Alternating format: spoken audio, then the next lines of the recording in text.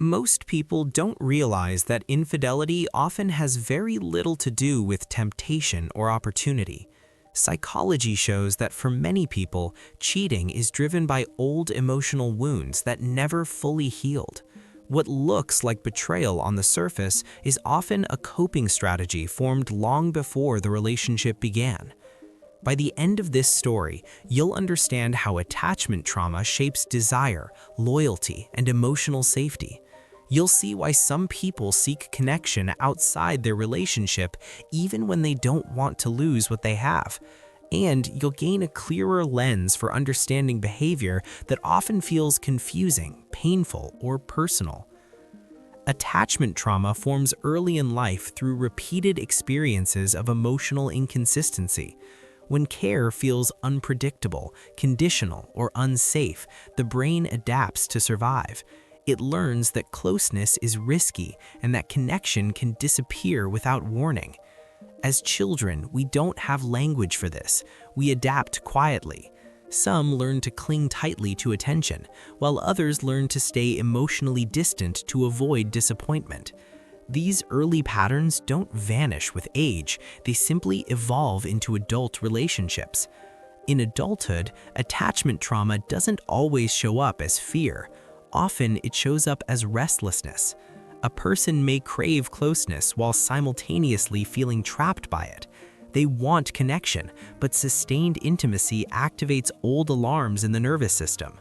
When a relationship becomes emotionally close, attachment trauma can trigger discomfort. The brain associates closeness with vulnerability, loss, or emotional pain. Without awareness, the mind looks for ways to regulate that discomfort. This is where infidelity can quietly enter the picture.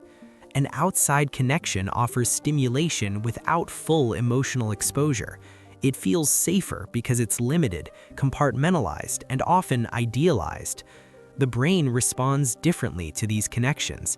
Dopamine increases when outcomes are uncertain.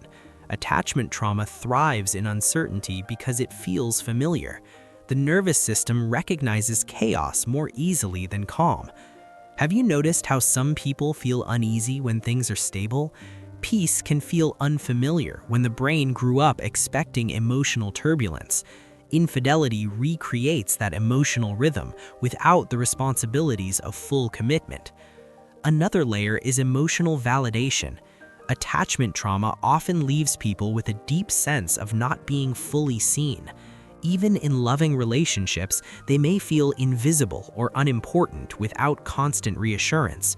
An affair can temporarily fill that gap. Being desired without effort can feel intoxicating.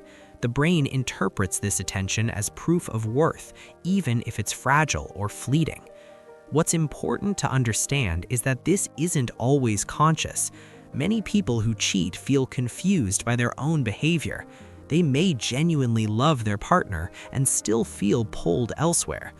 Attachment trauma fragments emotional experience. Love and desire don't always travel together. Loyalty exists, but so does a parallel need for emotional regulation. For some, infidelity isn't about seeking something better, it's about escaping something uncomfortable.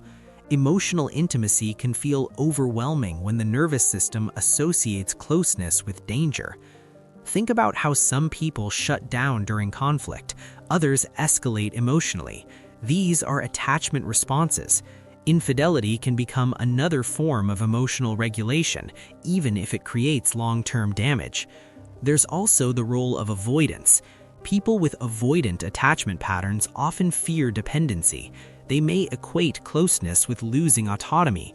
Infidelity provides distance while maintaining the appearance of connection. At the same time, people with anxious attachment patterns may seek affairs for reassurance. They fear abandonment and crave proof that they are wanted. Attention from someone new can temporarily quiet that fear.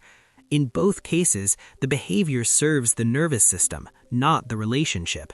The brain is trying to manage old emotional pain using present-day choices.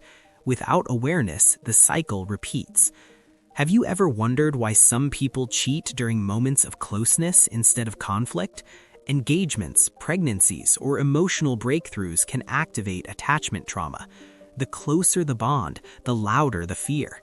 The brain doesn't distinguish between past and present threat. Emotional intimacy today can trigger memories stored in the nervous system from childhood. The response feels urgent, even when the danger isn't real. Another surprising insight is that attachment trauma often dulls emotional object permanence. When someone isn't physically or emotionally present, the bond can feel less real. This makes compartmentalization easier. An affair can exist in a separate mental space.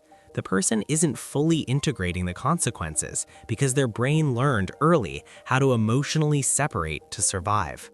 This doesn't excuse the behavior, but it explains it. Infidelity also offers emotional control. In a primary relationship, vulnerability is mutual. In an affair, one person often holds more power.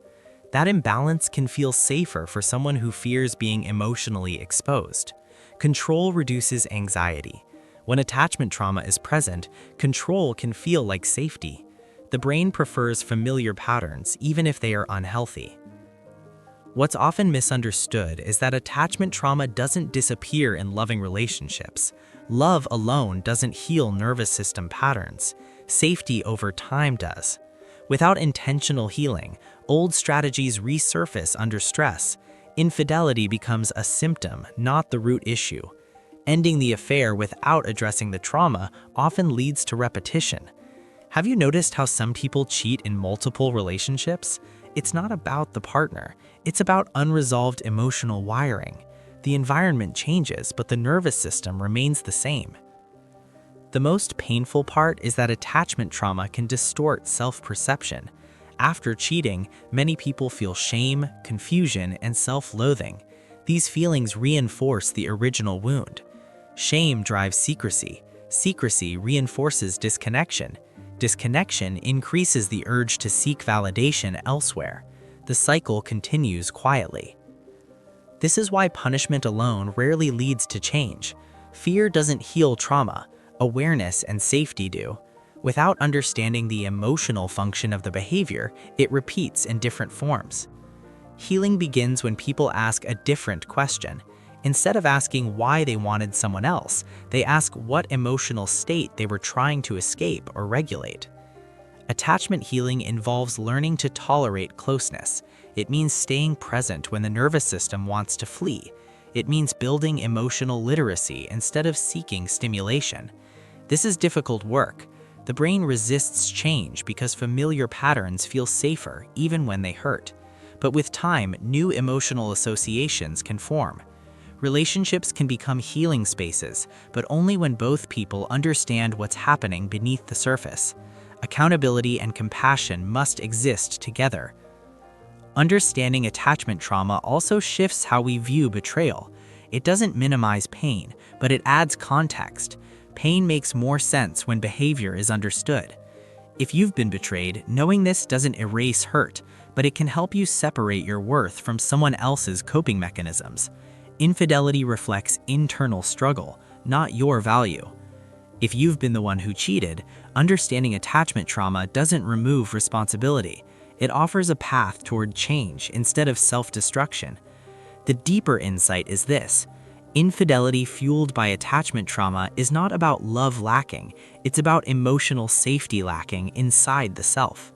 When people feel safe within, they don't need chaos to feel alive. They don't need secrecy to feel validated. Stability becomes tolerable, even comforting. Attachment trauma teaches the brain that love hurts.